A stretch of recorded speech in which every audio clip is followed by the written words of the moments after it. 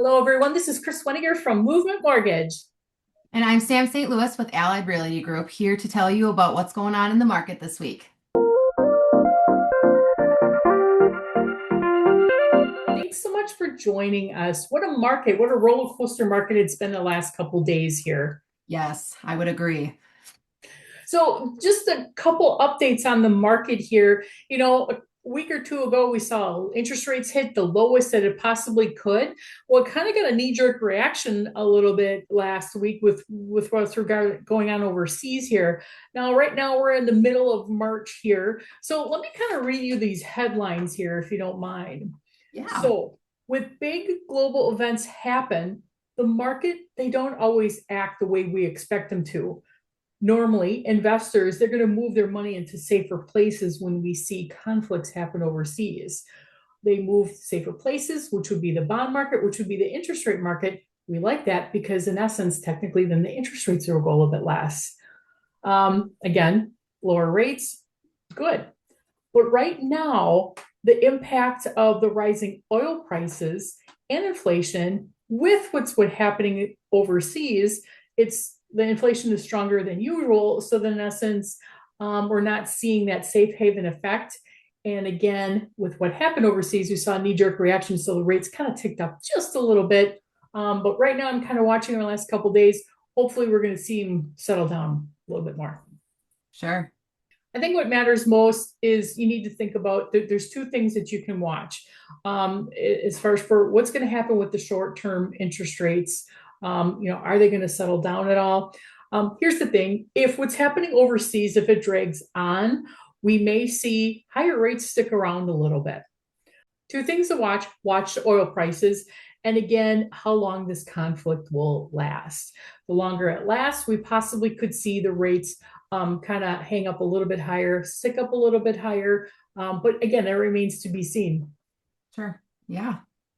Yeah, because I think that's the biggest question. I mean, honestly, besides what's going on with the market, that's the biggest thing I think, and I can speak for a good portion of agents. That's what we get asked is, what's going on with the interest rates? I have no business speaking on interest rates, so I will point them right to you. But yes, I would say that that's probably a big portion of the at least the first round of questions that we get asked. Well, you figure interest rates impact your payments, therefore affects affordability.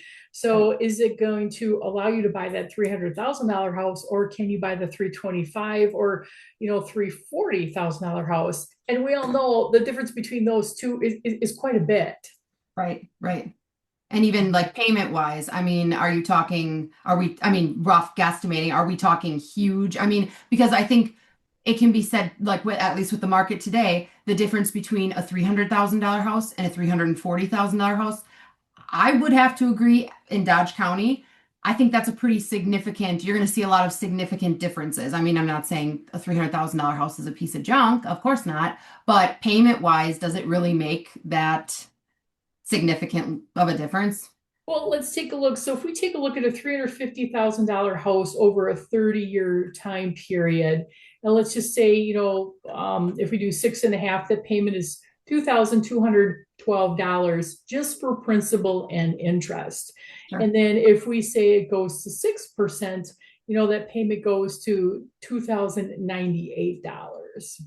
Okay. So I mean, every little bit helps. oh yeah, Now, keep in mind interest rates, they can adjust accordingly. They can adjust as far as for, rates are determined as far as what your credit score is, how much down payment you have, what your loan program is. So again, we sure. always got to be careful as far as when we quote interest rates. But I mean, in essence, this is for this example. It just is kind of determined as far as what the difference in payment could be. Sure, sure. Yeah. Which it's crazy. It really is how much, difference really, and when I always felt that that was the biggest thing that like misconception that I didn't understand was when I looked at when I got our tax form, that with you write off the interest or whatever on your house, whatever Mhm. you paid. And I said, how is it we've been living here this long and we've only paid this much money off to it? Like, I mean, there's so much on your end of things that is like there's so much that entails on your end of things that it's like, yeah, yeah, The lovely amateurization. They start out high interest and low on principal, And then it just kind of makes that shift over time that, the longer it goes, the more you pay on principal and less on interest. But man, Sure. those first couple of years, you have to be really careful. Yeah. But here's the thing, it's industry standard. Everybody's in that same Yeah. pooling of that. So Yeah. Yes. Very, very good to be educated on that. And I think that's really important as well. Um, if me personally, I don't work with, or I haven't thus far, I should say, work with a ton of first-time home buyers, but that seems to be where the education is lacking. And I'm not saying that I'm not educating them, but someone like you who is, you're explaining it, the way you're breaking it down, I think that's key. So I think that they should, when looking for a home, I mean, I think starting with you or a lender is key. Like starting with you rather than starting with me. You know what I mean? Because, absolutely, because you take a look at what price range do we want to look in, which is one of the most important things you need to know, other than yeah, location of it. Are we talking 250? Are we talking 300? Or can we go 350 or higher, or maybe yeah, 400? yeah, yeah. Because I mean, anyone, I mean, yeah, because we can absolutely go and look at $400,000 homes, but then when you go to get your pre-approval, and we're only looking at 250, I mean, yeah, we got a little bit of a problem there. So I think Mhm. understanding on your side of things is, I mean, start with the numbers first. I would definitely advise any of my clients, just And because. I always like to say it's like, I stay in my lane. I Yep. don't talk about value. That's your job. And Yeah. kind of more or less you're saying, hey, Kris, interest rate is on my side of things. So typically what I'll usually do for a buyer in whatever price range that they're looking at, we'll take a look at what's it listed at. And then again, we'll work with you as a real estate agent, figure out, okay, are we going to have to come in at a higher amount? How does that impact the payment? Right. A good rule of thumb is for every $1,000 in price, you're Yep. looking at anywhere from $5 to $7 a month in payment. So Sure. you're like, oh, that's maybe one less stop at your favorite coffee shop or treats at a gas station.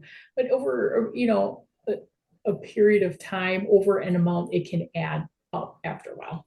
Yeah, my broker he sold our house. That's when I first met him. And it was funny because he did when he was explaining to us, I mean, we were selling and when we were buying, we didn't have a real estate agent on the buying end. It was and he did. I thought it was funny. He used for a reference when we were talking payments, just, him just educating us. He goes, I really enjoy drinking rock stars. And, I guess if I don't want to have to spend this amount of money, I guess I'm not drinking rock stars. And I thought, what? Like, well, it didn't make sense to me. And he was like, yeah, like that's how you have to look at it. If you want to have a more expensive home, you have to see where you can cut you got a budget. And it's like, oh, okay. And then you don't think about it until you're like, yeah, I really do buy like two Red Bulls like 3 times a week. What? Okay. So there's So essentially, yes, a couple $1,000 for your house payment. let's go a little bit deeper on that because I think the audience maybe aren't aware of it. It's the creep factor, we call it, right? Yep. It's do you go to the coffee shop? Do you go to the gas station to get your favorite drink? Because you figure, what is your average spend on that? Is it anywhere from $5, $6, or is it 13 or 14, depending upon what you get? Well, you take a look at that over a period of time. And let's say you do that, what, 4 times a week? And let's say on average, it's what, 13 times? Yep. And then let's see here once, that's $52 a week right there. And Right. then again, at 4 weeks or whatever, that's $208. So then over a year, you're looking at 24.96. So again, Yeah. $2,500 just on treats. Now, here's the thing. I'm not going to be all fooey on you and say you can't do it. I think, you know Right. what? I think it's just causing that awareness, right? Right. Yeah. Yeah. Because you aren't aware of it until somebody, explains it to you or uses that analogy. Yeah. Mm-hmm. Yeah. It's interesting. It really is. So, Sam, tell us a little bit about how the market's doing. We're not quite in a buyer's market yet, right? Or still in seller's market, or what's your thoughts on that? Yeah, so I would think I would definitely say that we're in a seller's market. But the one thing that I will kind of bring to the attention is so there's people still buying. We're still, we're seeing the inventory move. However, our buyers are a lot more strategic. So I mean, me personally, I like to go into it with a strategy. They are going to be more kind of picky, I guess, for lack of a better term. We're looking for what is updated. I mean, do we have at least, is the roof newer or did it have newer windows, like one or the other? They're just going to be more kind of strategic on what they're looking for and when they're buying, which I think is a good thing because, I mean, as we've seen over the years, it's kind of, shifted back and forth. But I think it's definitely a seller's market. Just the buyers are being more kind of strategic with how they're hunting, if you will. I love that word. And when you talk about strategic, it's really there are many factors involved as far as how long the house has been on the market, how well it's priced, and that's something you as an agent that you can really counsel the buyers on that and come up with a good plan of action. Yes, yes, absolutely. Because if you miss that, the big thing, I guess, me personally, that I have taken in, if you miss that mark, it's downhill from there. It really is. I definitely, my goal is always to get my seller. We want to net them the most amount of money and get them the best deal we can. Same on the buyer's end as well. We want to get them the best home and the best what works for them and their family. But and yeah, we definitely want to push the envelope. And do you think we could list it for this? And what I have learned and been taught thus far is if you miss that mark, you miss a whole pool of buyers. So it's very, very, the pricing is very important. Again, strategy is like key, the word. And I think too, you take a look at knowing your numbers ahead of time, what you can afford. So if the house is listed here, okay, and if you offer here, what this price range is versus what you offer here. And I know I like to use my hands a lot, so don't mind me. But Same. it gives a good visual effect, right? Yeah. Yeah. So then obviously taking a look at everything that the house has with regards to, where the better pricing is on that. But yes, I agree. We just knowing what you have, and that's the thing as well. Many homeowners, they're proud of what they've done. We've updated, the cheapest thing that adds the most amount of value that you can do to your home is paint. At the end of the day, paint will give you the biggest bang for your buck. Now, not to get that confused with if we paint and we put new flooring in, that doesn't mean that we can charge $50,000 more. We have to go with what the market's telling us. We have to see what's selling around us, I mean, everything has a specific point to it. So, I mean, like I said, the market doesn't care that we have new carpeting and new paint on our walls and new siding. They care that our neighbor across the street sold their house for $20,000 more. So that's our biggest misconception thus far. That's interesting that you say that because, in some cases, some buyers, they just want to move in. They don't want to do any work at all. Right. For other buyers, they're like, you know what, leave it as it is. I'll take care of it. Yes. They Yes. have the means to do that. So, Right. Which, to your point, circling back to what you had said before. So if the buyers are like, you know what, we don't want to do anything. We're in a position, we're into that, like maybe move up home. This isn't our first home, but it's not our forever home. Okay, we don't want to do anything. Okay, that's great. Then that's what we're looking for. That's the strategy we're going with. And your lender said you have this budget, we have this pre-approval, and that's kind of the strategy we go with. gotcha. Yeah. So to sum it all up, strategy. Yes. We want to watch kind of what's going on overseas. Obviously, the two things that I talked about earlier today to watch out for is watch your oil prices and then how long the conflict overseas will last.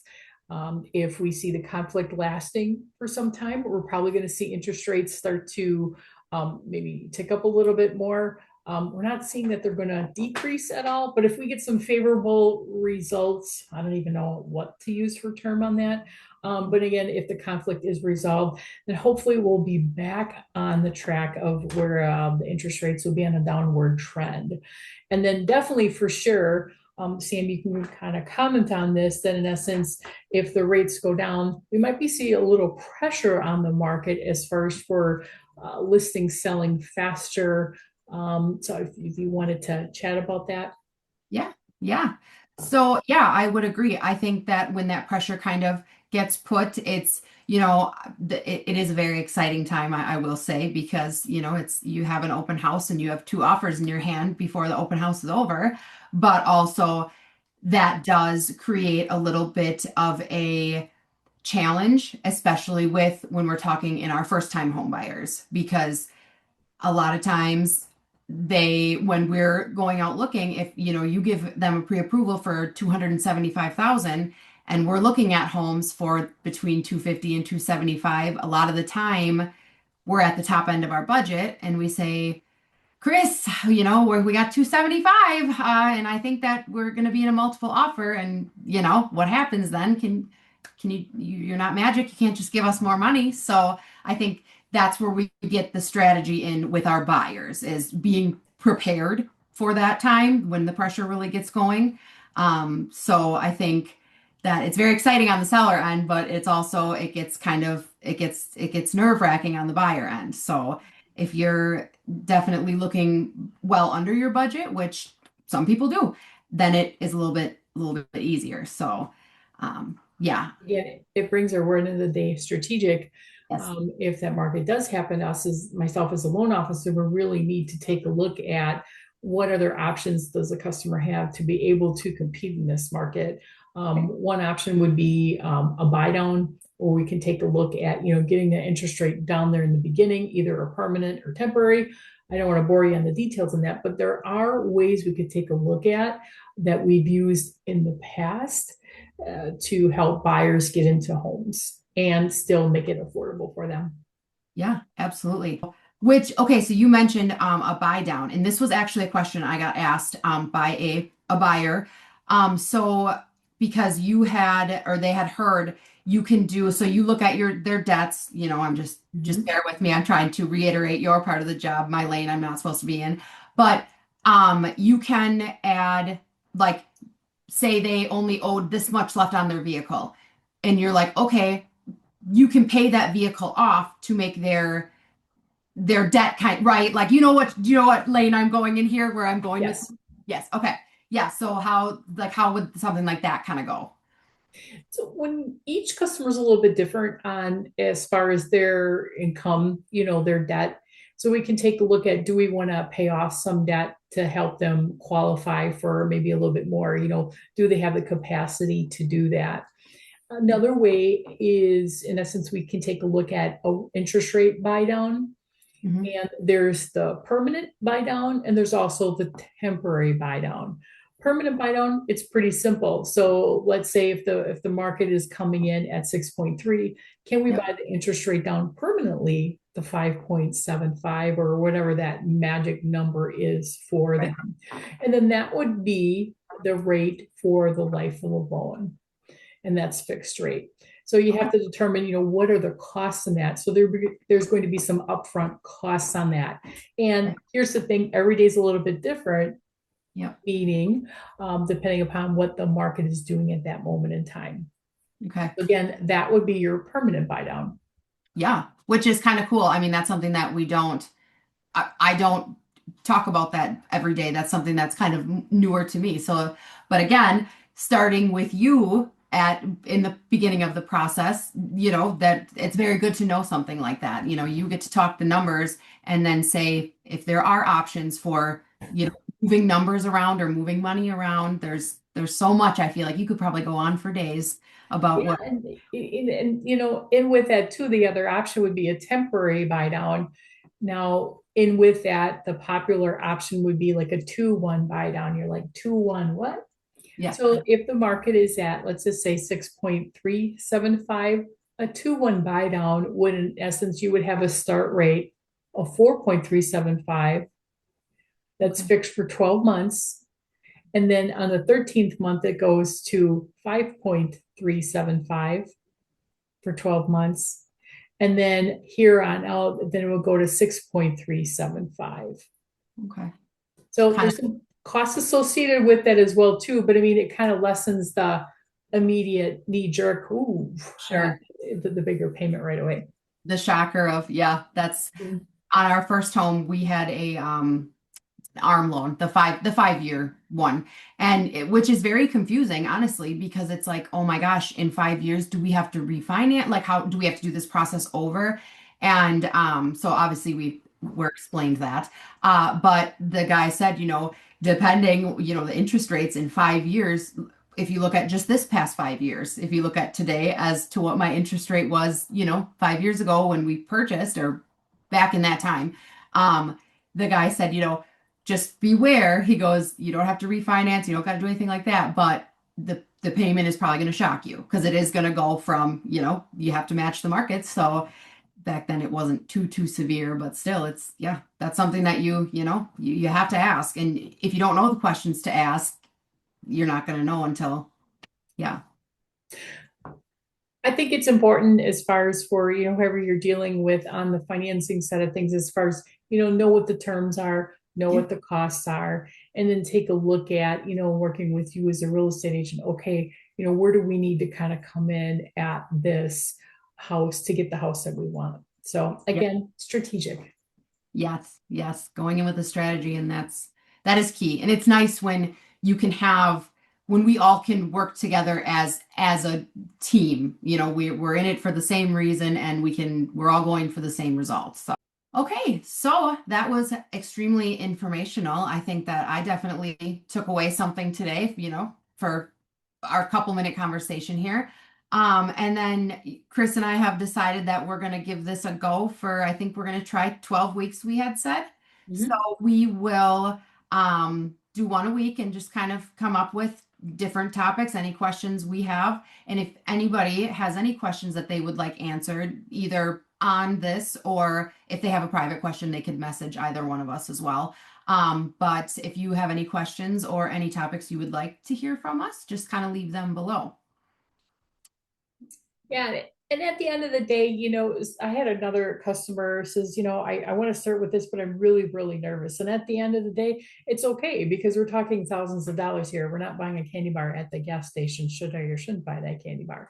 Yeah. So I think, setting up a private consultation with myself and then in essence, private consultation with Sam and talking about as far as the market and, what it looks like within your own price range.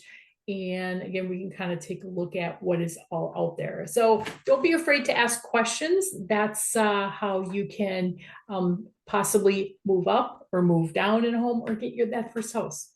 Yeah, I agree. Yeah, there are no stupid questions ever, ever. So just wrapping up here. This is Kris Weniger from Movement Mortgage. And Sam St. Louis with Allied Realty Group. Thanks.